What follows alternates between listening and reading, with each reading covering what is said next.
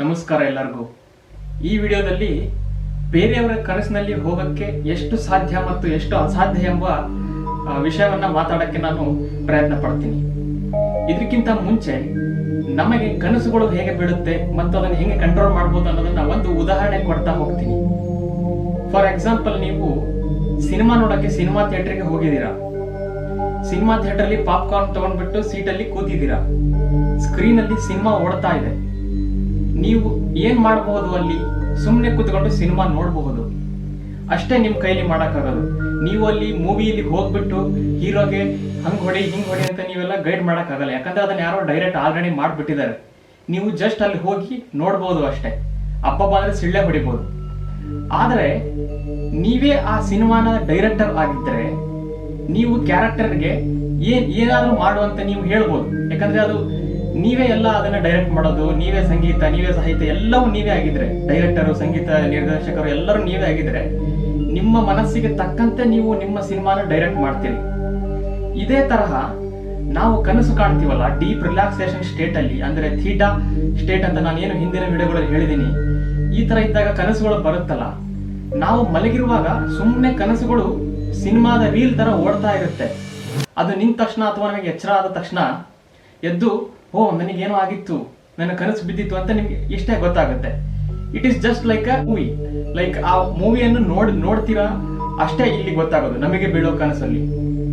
ಆದರೆ ಬೇರೆಯವರ ಕನಸಿಗೆ ಎಂಟ್ರಿ ಕೊಡುವುದು ಅನ್ನುವ ಒಂದು ಅರ್ಥ ಲೂಸಿಡ್ ಡ್ರೀಮಿಂಗ್ ಎನ್ನುವ ಪದಕ್ಕೆ ಸಂಬಂಧ ಇದೆ. ಈ ಲೂಸಿಡ್ ಡ್ರೀಮಿಂಗ್ ಅಂತಂದ್ರೆ ನಮಗೆ ಜನರಲ್ ಆಗಿ ಸಾಮಾನ್ಯವಾಗಿ ಕನಸು ಏನು ಬೀಳುತ್ತೆ ಅದನ್ನ ನಾವು ಕಂಟ್ರೋಲ್ ಮಾಡಕ್ ಆಗಲ್ಲ. ಆದ್ರೆ ಈ ಲೂಸಿಡ್ ಡ್ರೀಮಿಂಗ್ ಅಲ್ಲಿ ನಾವು ಹೋದ್ರೆ, ಆ ತರ ಡ್ರೀಮ್ ಅನ್ನು ನಾವು ಕಾಣ್ತಾ ಹೋದ್ರೆ, ನಾವು ಅಲ್ಲಿರುವ ಕ್ಯಾರೆಕ್ಟರ್ಗಳನ್ನ, ಅಲ್ಲಿರುವ ಜನರನ್ನ, ಯಾರ್ಯಾವ ನಮ್ಮ ಡ್ರೀಮ್ಸ್ ಅಲ್ಲಿ ಬರ್ತಾರೆ ಅವ್ರನ್ನೆಲ್ಲ ಕಂಟ್ರೋಲ್ ಮಾಡಬಹುದು. ಇದೇನು ಈ ತರ ವಿಷಯ ಹೇಳ್ತಾ ಇದ್ದಾನೆ ಅಂತ ಹೇಳಿ ನಿಮಗೆ ಅನಿಸ್ತಾ ಇದ್ರೆ, ಈ ಲೂಸಿಡ್ ಡ್ರೀಮಿಂಗ್ ಅನ್ನುವ ಪದವನ್ನ ಫ್ರಿಡ್ರಿಕ್ ಈಡನ್ ಎನ್ನುವ ನೆದರ್ಲ್ಯಾಂಡ್ಸಿನ ಸೈಕ್ಯಾಟ್ರಿಸ್ಟ್ 1913ರಲ್ಲಿ ಇಂಟ್ರೊಡ್ಯೂಸ್ ಮಾಡ್ತಾನೆ. ಆಮೇಲೆ ಜರ್ಮನಿನ ತುಂಬಾ ಪ್ರಖ್ಯಾತ ಸೈಕಾಲಜಿಸ್ಟ್ ಆದ ಸಿಗ್ಮಂಡ್ ಫ್ರಾಯ್ಡ್ ಎನ್ನುವವರು ತಮ್ಮ ವರ್ಕಿಂಗ್ಸ್ ಇದೆಯಲ್ಲ, ಸೈಕೋ ಅನಾಲಿಸಿಸ್ ಅಂತ, ಅದರಲ್ಲಿ ಹೇಳ್ತಾ ಹೋಗ್ತಾರೆ.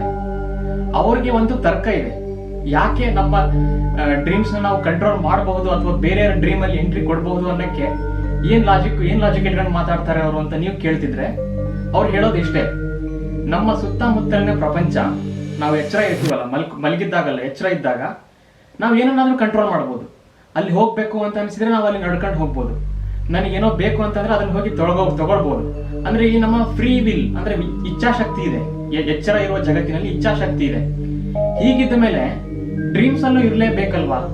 ಯಾಕೆ ಅಂದ್ರೆ ಡ್ರೀಮ್ಸ್ ನಮಗೆ ತಾನೇ ಬೀಳೋದು. ಏನು ಪ್ರಾಣಿಗಳಿಗೆ ಅಥವಾ ಎಲ್ಲೋ ಗಾಳಿಯಲ್ಲಿ ಹಾರಾಡ್ತಿರುತ್ತೆ ಡ್ರೀಮ್, ನಮಗೆ ತಾನೇ ಬೀಳೋದು. ಅಂದ್ರೆ ನಾವು ಬದುಕಿದ್ದಾಗ ಹೊರಗಿನ ಪ್ರಪಂಚವನ್ನ ಕಂಟ್ರೋಲ್ ಮಾಡ್ತೀವಿ ಅನ್ನೋದಾದ್ರೆ, ಡ್ರೀಮ್ ಅಲ್ಲೂ ಕೂಡ ಮಾಡುವಂತಹ ಒಂದು ಲಾಜಿಕ್ ಯಾಕೆ ಇಲ್ಲ ಅಂತ ಅವರಿಗೆ ಮನಸ್ಸಲ್ಲಿ ಬಂತು. ಓಕೆ, ಡ್ರೀಮ್ ಅನ್ನೋದು ಯಾವುದೋ ಡೈಮೆನ್ಷನ್ ಇಂದ ಬಂದಿದೆ ಅಂತ ನಿಮ್ಮಲ್ಲಿ ಕೆಲವರಿಗೆ ಅನಿಸ್ತಾ ಇರ್ಬೋದು. ಬೇರೆ ಡೈಮೆನ್ಷನ್ ಇಂದ ಇಲ್ಲಿಗೆ ಬರುತ್ತೆ ಅನ್ನೋದಾದ್ರೆ ನಮಗೆ ಯಾಕೆ ಅದು ಏನು ಅಂತ ಇದುವರೆಗೂ ಅರ್ಥ ಆಗಿಲ್ಲ? ಇದು ಎರಡನೇ ಕ್ವಶನ್. ಈ ತರ ರಹಸ್ಯವಾಗಿ ಉಳಿದಿರುವ ಕ್ವಶನ್ಗಳು ಎಲ್ಲ ನೋಡ್ತಾ ಹೋದ್ರೆ ಅವನಿಗೆ ಒಂದು ಹೊಸ ತರದ ಚಿಂತನೆ ಅಂತ ಕೂಡ ನಾವು ಅನ್ಬಹುದು. ಈ ಲೂಸಿಡ್ ಡ್ರೀಮಿಂಗ್ ಅನ್ನು ಮಾಡುವುದು ಹೇಗೆ ಅಂತ ಸೈಕೋಅನಾಲಿಸಿಸ್ ಅಲ್ಲಿ ಅವರು ವರ್ಣಿಸಿದ್ದಾರೆ. ಹೇಗೆ ಇದನ್ನ ಮಾಡಿ ನಮ್ಮ ಡ್ರೀಮ್ಸ್ ಅನ್ನು ನಾವು ಕಂಟ್ರೋಲ್ ಮಾಡಬಹುದು, ಅಥವಾ ಬೇರೆಯವರ ಡ್ರೀಮ್ಸ್ ಅಲ್ಲಿ ನಾವು ಹೋಗಿ ಅಲ್ಲಿ ನಮಗೆ ತಕ್ಕಂಗೆ, ನಾವು ನಮ್ಮ ಇಚ್ಛಾಶಕ್ತಿಗೆ ತಕ್ಕಂಗೆ ಅಲ್ಲಿ ಘಟನೆಗಳನ್ನು ನಡೆಯಂಗೆ ಮಾಡಬಹುದು ಅಂತ ಹೇಳಿ ಅವರು ವರ್ಣಿಸಿದ್ದಾರೆ. ಇದರಲ್ಲಿ ಮೊದಲಿಗೆ ನಾವು ಏನ್ ಮಾಡಬೇಕು ಅಂತಂದ್ರೆ, ಮನಸ್ಸನ್ನ ಥೀಟಾ ಸ್ಟೇಟಿಗೆ ತಗೊಂಡು ಹೋಗ್ಬೇಕು.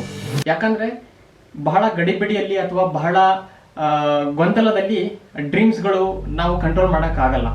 ತುಂಬಾ ಡೀಪ್ ರಿಲ್ಯಾಕ್ಸೇಷನ್ ಸ್ಟೇಟ್ ಅಲ್ಲಿ, ಥೀಟಾ ಸ್ಟೇಟ್ ಮೈಂಡ್ ಹೋದಾಗ, ಅಥವಾ ನಮ್ಮ ಅರೆ ನಿದ್ರಾವಸ್ಥೆ ಅಂತ ಏನ್ ಕರಿತೀವಿ ಅಲ್ಲಿ ಹೋದಾಗ, ನಿಮಗೆ ಹಿಂದೆ ಆಗಿರ್ತಕ್ಕಂಥ ರೀಸೆಂಟ್ ಅಲ್ಲಿ ಡ್ರೀಮ್ ಏನೋ ಬಂದಿರುತ್ತಲ್ಲ, 3 ದಿನದ ಕೆಳಗೆ ಅಥವಾ 1 ವಾರ ಕೆಳಗೆ, ಮೇ ಬಿ ಒಂದು ವರ್ಷ ಅಥವಾ 2 ವರ್ಷ ಕೆಳಗೆ ನಿಮ್ಗೆ ತುಂಬಾ ನೆನಪಿರ್ತಕ್ಕಂಥದ್ದು ಕನಸು ಇರುತ್ತೆ. ಯಾಕಂದ್ರೆ ಎಲ್ಲರಿಗೂ ಆತರ ಯಾವುದೋ ಒಂದು ಮರೆಯಲಾಗದ ಕನಸುಗಳು ಇದ್ದೇ ಇರುತ್ತೆ. ಆ ಒಂದು ಕನಸನ್ನ ಮತ್ತೆ ತರಬೇಕು. ಈಗ ಸಿನಿಮಾದವರು ಹೆಂಗೆ ಶೂಟಿಂಗ್ ಸೆಟ್ನೆಲ್ಲ ಪ್ರಿಪೇರ್ ಮಾಡ್ತಾರೋ ಹಂಗೆ ನಿಮ್ಮ ಮನಸ್ಸಿನೊಳಗೆ ಆ ಒಂದು ಕನಸನ್ನು ನೀವು ಶೂಟಿಂಗ್ ಸ್ಪಾಟ್ ತರ ನೀವು ಅದನ್ನ ರೆಡಿ ಮಾಡಬೇಕು. ನೀವೇ ಡೈರೆಕ್ಟರು, ನೀವೇ ಲೈಟ್ ಬಾಯ್ಸು, ನೀವೇ ಡ್ಯಾನ್ಸರ್ಸು, ಎಲ್ಲ ನೀವೇ, ಕೊರಿಯೋಗ್ರಾಫರ್ ಎಲ್ಲ ನೀವೇ. ಈಗ ಏನ್ ಮಾಡ್ತಾ ಹೋಗ್ಬೇಕು, ದಿನ ಮಲಗುವಾಗ ನಾನು ಆ ಡ್ರೀಮ್ಗೆ ಎಂಟ್ರಿ ಕೊಡ್ತಾ ಇದ್ದೀನಿ, ಅಂದ್ರೆ ಹಿಂದೆ ಆಗಿರುತ್ತಲ್ಲ ಆ ಡ್ರೀಮಿಗೆ ನಾನು ಮತ್ತೆ ಎಂಟ್ರಿ ಕೊಡ್ತಾ ಇದ್ದೀನಿ, ಅದು ನಿಜವಾಗ್ಲೂ ನಡೆಯುತ್ತೆ ಅಂತ ನಂಬಬೇಕು. ಆಮೇಲೆ ಇಲ್ಲಿ ಸ್ನೇಹಿತರೆ, ನೀವು ಇದನ್ನ ಪ್ರಯತ್ನ ಪಟ್ಟು ನನಗೆ ಆಗ್ಲಿಲ್ಲ, ನೀ ಹೇಳ್ತಿರೋ ಸುಳ್ಳು, ಇದಕ್ಕೇನು ಲಾಜಿಕ್ ಇಲ್ಲ, ಈ ತರ ಕಮೆಂಟ್ ಮಾಡೋಕ್ಕಿಂತ ಮುಂಚೆ ನಾನು ಒಂದು ಹೇಳಕ್ ಇಷ್ಟಪಡ್ತೀನಿ. ಇದು ಏನು ಲೂಸಿಡ್ ಡ್ರೀಮಿಂಗ್ ಅಂತ ಕಾನ್ಸೆಪ್ಟ್ ಅವ್ರು ಹೇಳಿದ್ದಾರೆ ಸಿಗ್ಮಂಡ್ ಫ್ರಾಯ್ಡ್ ಅವರು, ಇದೆಲ್ಲ ಪರ್ಸನಲ್ ನಂಬಿಕೆಗೆ ಬಿಟ್ಟಿದ್ದು. ಅವರ ಮನಸ್ಸು ಎಷ್ಟು ನಂಬುತ್ತೆ, ಅವರ ಮನಸ್ಸು ಎಷ್ಟು ಸ್ಟ್ರಾಂಗ್ ಆಗಿ ಈ ಒಂದು ಘಟನೆಯನ್ನ ನನ್ನ ಕೈಲಿ ಮಾಡಕ್ ಸಾಧ್ಯ ಇದೆ ಅಂತ ನಂಬುತ್ತೆ, ಅವರಿಗೆ ಮಾತ್ರ ಇದು ಅನುಭವಕ್ಕೆ ಬರುತ್ತೆ. ಇದು ದೇವರ ಅನುಭವ ಆದ ಮನುಷ್ಯರಿಗೆ ಹೆಂಗೆ ಆಗುತ್ತೋ ಹಂಗೆ, ಯಾರಿಗೆ ಅನುಭವ ಆಗಿರುತ್ತೆ ದೇವರ ಪ್ರೆಸೆನ್ಸ್, ಅವ್ರು ಮಾತ್ರ ದೇವ್ರು ನಂಬ್ತಾರೆ. ಆದ್ರಿಂದ ಇದೆಲ್ಲ ಅವರವರ ನಂಬಿಕೆಗೆ ಹೊರತು ಎಲ್ಲರಿಗೂ ಇದೇ ತರ ಆಗ್ಬೇಕಂತ ನಾನು ಹೇಳ್ತಾ ಇಲ್ಲ. ಆ ತರ ನೀವು ಸೀನ್ ಕ್ರಿಯೇಟ್ ಮಾಡಬೇಕು. ಹಿಂದಿನ ಕನಸಲ್ಲಿ ನಾನು ಇವತ್ತಿನ ದಿನ ರಾತ್ರಿ ಹಿಂದಿನ ಕನಸಿಗೆ ಹೋಗ್ತಾ ಇದ್ದೀನಿ, ಆ ತರ ಎಂಟ್ರಿ ಕೊಡ್ತಾ ಇದ್ದೀನಿ ಅಂತ. ಇನ್ನೇನು ಸ್ಲೀಪ್ ಮತ್ತೆ ಅವೇಕ್ ಅಂದ್ರೆ ಆ ಒಂದು ಲೈನ್ ಇರುತ್ತಲ್ಲ, ಇನ್ನೇನು 10 ನಿಮಿಷದೊಳಗೆ ಮಲಗ್ತೀನಿ, ನಿಮಗೆ ಗೊತ್ತಿರುತ್ತೆ ನಾನು ಎಷ್ಟು ಬೆಡ್ಡಿಗೆ ಹೋದಾಗ ಎಷ್ಟು ಹೊತ್ತು ತಗೊಳ್ತೀನಿ ಡೀಪ್ ಆಗಿ ಸ್ಲೀಪ್ ಮಾಡಕ್ಕೆ ಅಂತ ನಿಮಗೆ ಗೊತ್ತಿರುತ್ತೆ.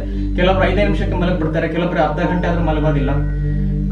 ಕಂಡು ಹಿಡ್ಕೊಂಡ್ಮೇಲೆ ಆ ಒಂದು ಮೂಮೆಂಟಿಗೆ ಹೋಗ್ತಾ ಇದ್ದೀನಿ ನಾನು, ಅಲ್ಲಿ ಯಾವ ಜಾಗ ಬಂದಿತ್ತು, ಯಾವ ಜನರು ಬಂದಿದ್ರು, ನಿಮ್ಮ ಫ್ರೆಂಡ್ ಆಗಿರ್ಬೋದು, ನಿಮ್ಮ ಫ್ಯಾಮಿಲಿ ಮೆಂಬರ್ಸ್ ಆಗಿರ್ಬೋದು, ಯಾರು ಬಂದಿದ್ರು ಅವ್ರ ಜೊತೆ ನಾನು ಮಾತಾಡ್ತಾ ಇದ್ದೀನಿ ಅನ್ನೋ ಒಂದು ಮನೋಭಾವದಲ್ಲಿ ಮಲಗಬೇಕು. ಆಮೇಲೆ ನಾವು ಕನಸು ಕಾಣ್ತಾ ಇದೀವ ಅಥವಾ ಮನಸ್ಸಲ್ಲಿ ಇಮ್ಯಾಜಿನ್ ಮಾಡ್ತಾ ಇದೀವ ಅನ್ನೋದು ಕನ್ಫ್ಯೂಸ್ ಆಗೋಗ್ಬಿಡುತ್ತೆ. ಯಾಕಂದ್ರೆ ನೀವು ತೀರಾ ಮಲಗಿರೋದಿಲ್ಲ, ತೀರಾ ಎಚ್ಚರನೂ ಇರೋದಿಲ್ಲ. ಎಚ್ಚರ ಇದ್ದಾಗ ಇಮ್ಯಾಜಿನ್ ಮಾಡೋದೇ ಬೇರೆ, ಆದ್ರೆ ಮಲಗಿದಾಗ ಕನಸಲ್ಲಿ ಅದು ಬರೋದೇ ಬೇರೆ. ಸೊ ಇದು ಕನ್ಫರ್ಮ್ ಆಗ್ಬೇಕಂದ್ರೆ ಏನ್ ಮಾಡ್ಬೇಕು, ನನಗೆ ನಿಜವಾಗ್ಲೂ ಬೀಳ್ತಿರೋ ಕನಸ ಅಥವಾ ನಾನು ಇಮ್ಯಾಜಿನ್ ಮಾಡ್ತಾ ಇದ್ದೀನ. ಯಾಕಂದ್ರೆ ನೀವು ಆ ಒಂದು ಬಾರ್ಡರ್ ಅಲ್ಲಿ ಇರ್ತೀರಾ, ಅವೇಕ್ ಮತ್ತೆ ಸ್ಲೀಪ್, ಆ ಒಂದು ಬಾರ್ಡರ್ ಅಲ್ಲಿ ಇರ್ತಿರಲ್ಲ. ಸೊ ಅದು ಗೊತ್ತಾಗ್ಬೇಕಂದ್ರೆ ಏನ್ ಮಾಡ್ಬೇಕು ಅಂದ್ರೆ, ಅವ್ರು ಹೇಳುವ ಪ್ರಕಾರ ಮಧ್ಯರಾತ್ರಿಗೆ ಅಲಾರ್ಮ್ ಇಡಬೇಕು. ಈ ತರ ಅಲಾರಾಮ್ ಇಡೋದ್ರಿಂದ, ಫಾರ್ ಎಕ್ಸಾಂಪಲ್ ನೀವು 10 ಗಂಟೆಗೆ ಮಲಗಿದ್ರೆ 2 ಗಂಟೆಗೆ ಅಲಾರಾಮ್ ಇಟ್ರೆ ನಿಮಗೆ ಎಚ್ಚರ ಆಗೇ ಆಗುತ್ತೆ. ಎದ್ದಾಗ ನಿಮಗೆ ಗೊತ್ತಾಗುತ್ತೆ ನಿಮಗೆ ಅದು ಕನಸು ಬಿದ್ದಿತ್ತು ಅಥವಾ ಬಿದ್ದಿಲ್ಲ ಅಂತ. ಬಿದ್ದಿಲ್ಲ ಅಂತಂದ್ರೆ ಮತ್ತೆ 2 ಗಂಟೆಯಿಂದ ಈ ಪ್ರೊಸೆಸ್ ನ ಮತ್ತೆ ಕಂಟಿನ್ಯೂ ಮಾಡಬೇಕು.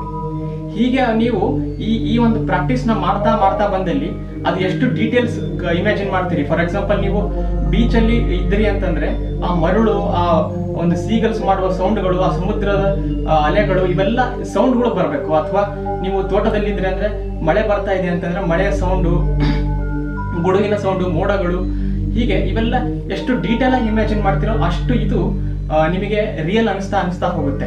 ಒಟ್ನಲ್ಲಿ ಇದನ್ನ ನೀವು ಕಂಟ್ರೋಲ್ ಮಾಡಬೇಕು. ನಾವು ಲೂಸಿಡ್ ಡ್ರೀಮ್ ನ ಕಾಣಬೇಕು, ಇನ್ನೊಬ್ಬ ವ್ಯಕ್ತಿಯ ಜೊತೆಗೆ ನಾನು ಹೋಗಿ ಇಂಟರಾಕ್ಟ್ ಮಾಡಬೇಕು ನನ್ನ ಇಚ್ಛಾಶಕ್ತಿಗೆ ತಕ್ಕಂತೆ. ಅಂದ್ರೆ ಈ ತರ ಒಂದು ಪ್ರಾಕ್ಟೀಸ್ ನ ಮಾಡ್ಬೇಕು ಅಂತ ಅವರು ಸೈಕೋಅನಾಲಿಸಿಸ್ ಅಲ್ಲಿ ಬರೆದಿದ್ದಾರೆ. ಇಷ್ಟು ಈ ವಿಡಿಯೋದಲ್ಲಿ ನಾನು ಡ್ರೀಮ್ಸ್ ಗಳನ್ನ ಹೆಂಗೆ ಕಂಟ್ರೋಲ್ ಮಾಡೋದು ಅಥವಾ ಲೂಸಿಡ್ ಡ್ರೀಮ್ ಹೆಂಗೆ ಕಾಣೋದು ಅಂತ ನಾನು ವರ್ಣಿಸಿದ್ದೀನಿ.